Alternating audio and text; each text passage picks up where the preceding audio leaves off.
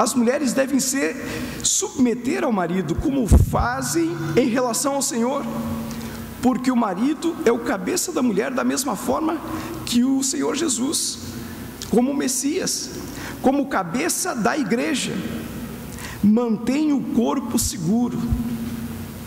Olha só, da mesma forma que a igreja se submete ao Senhor, também as mulheres devem submeter-se aos seus maridos.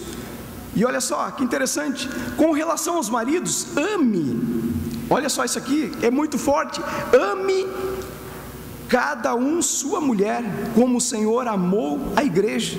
A minha tradução é bem interessante, diz como o Messias amou a comunidade messiânica, e de fato se entregou em favor dela, a fim de separá-la para Deus, como que purificando-a, mediante a imersão da água e a palavra, com o objetivo de apresentar a igreja a si mesmo como noiva, da qual se orgulha, sem mancha, sem ruga ou qualquer coisa semelhante, mas santa e sem defeito. E deste modo, cada marido deve amar a sua esposa como ao próprio corpo, porque o homem que ama a sua mulher ama a si mesmo. Ninguém jamais odiou a sua própria carne, ao contrário, alimenta e cuida bem dela, do mesmo modo que o Senhor faz a sua igreja. Somos partes de seu corpo. Portanto, olha o texto que lemos lá no início: deixará o homem pai e mãe e permanecerá com a sua mulher, e os dois se tornarão um só. Vejam só, aqui existe um princípio, e eu quero deixar uma coisa bem clara para que todos entendam o seguinte: princípios não podem ser quebrados. Você pode quebrar eles, mas você vai sofrer as consequências da quebra de princípios.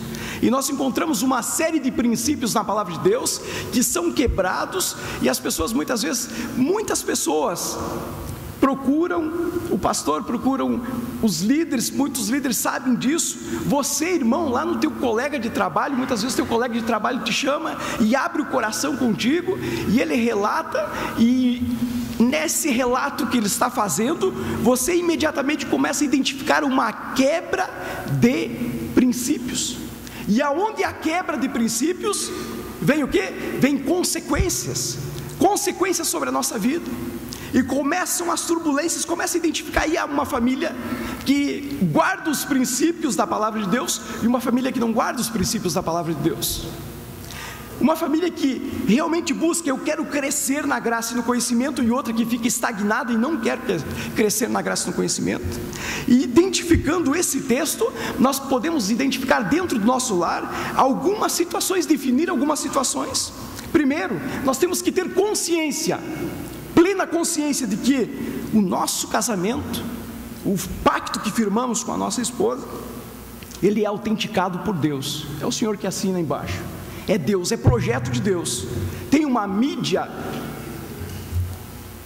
que usa de todos os artifícios para desmoralizar, destruir, jogar todo tipo de lama para destruir esse projeto de Deus, induzido por potestades e principados influentes para desestruturar famílias.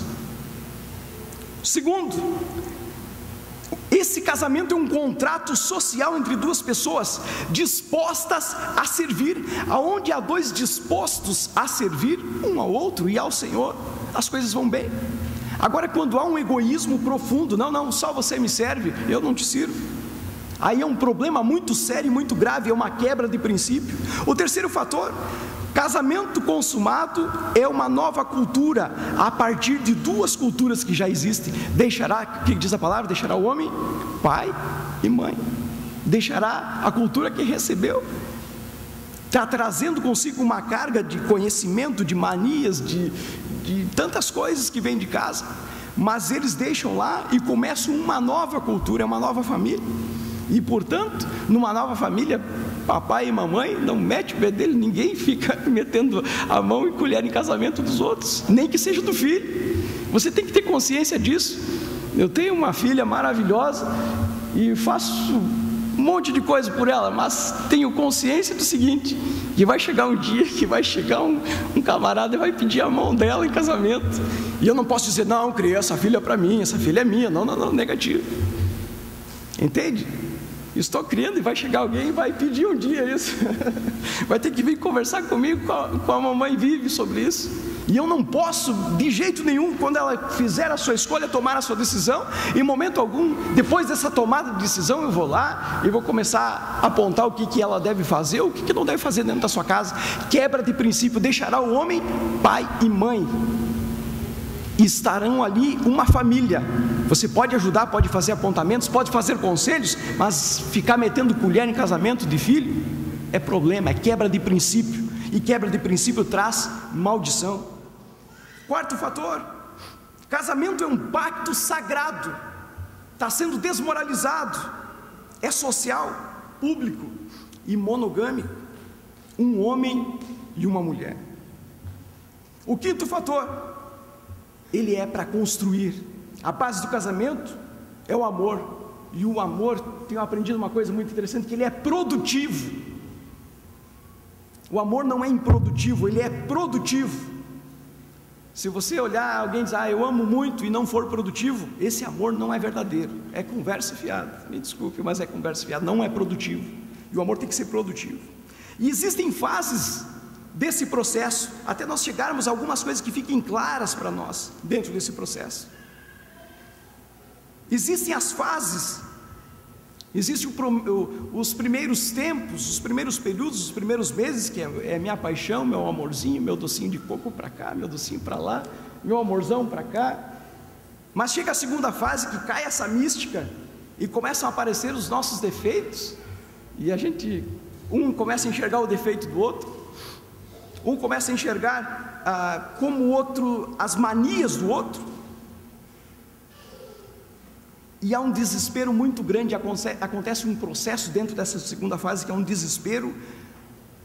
Vou me citar aqui, eu quero mudar a minha esposa, e não é ela que eu tenho que mudar, é eu que preciso mudar. E aqui um erro muito grande, quando se identifica os defeitos, que cai a mística da paixão, do docinho, do amorzinho para cá e para lá, o que acontece? O desespero por querer mudar o seu cônjuge, querer mudar a sua esposa. Não, você precisa mudar, mulher. Eu que preciso mudar, eu que necessito mudar. Olha só, chega o momento de se fazer multiplicar e encher a terra. Irmão, deixar bem claro que não é encher a terra sozinho, tá? É para compartilhar isso aí, conforme as suas capacidades. Chega a fase dos questionamentos em relação a essa aliança. Será que eu fiz um bom negócio ter me casado? E vai dizer que nunca veio essa pergunta na tua cabeça. Duvido que não, você é muito crente então, né? Chega esse momento, é fase, é estatístico isso, é comprovado isso, porque pela falta do conhecimento.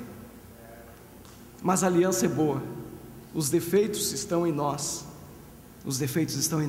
a aliança e a proposta é maravilhosa, porque é de Deus. Chega esse momento e começam-se os ressentimentos serem aflorados, mas existe uma fase maravilhosa, que é a fase de reaproximação, a fase de crescimento dos filhos, de companheirismo, de compartilhar, de realmente ser um companheiro, ser uma companheira, de conversar, sentar e conversar tranquilamente. A fase da proximidade, essa última fase, a fase da comunhão. E nesse período nós precisamos identificar claramente essa situação, para não começar um período de acusações dentro de casa. Acusações, quebra de princípios.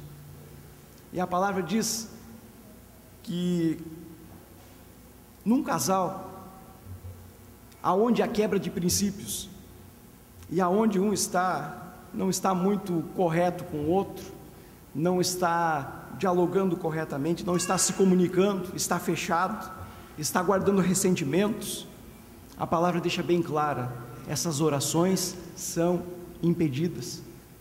Não adianta orar, Não adianta querer interceder, não adianta querer fazer várias coisas, se isso não for consertado. É Bíblia, a palavra de Deus que ensina isso. E aí começa uma série de fatores, de problemas. E nós, diante dessa quinta situação que nós olhamos, nós podemos parar e dizer, como é que alguém pode chegar nessa fase de entendimento, de proximidade, de maturidade, de comunhão?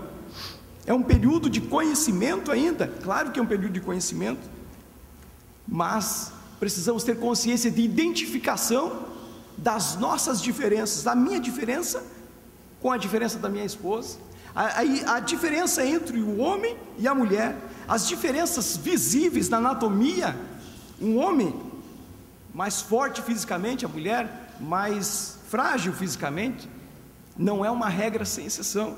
Eu vi um casal tão lindo, que a santa de Deus, ela era enorme, e o abençoado, ele era bem pequenininho, e a abençoada dizia, lá está o meu homem, aquele homem, ele era bem pequenininho, e ela grandona, se ela pegasse ele, coitado daquele irmão, mas ela tinha um respeito muito grande pela autoridade dele, dentro da sua casa.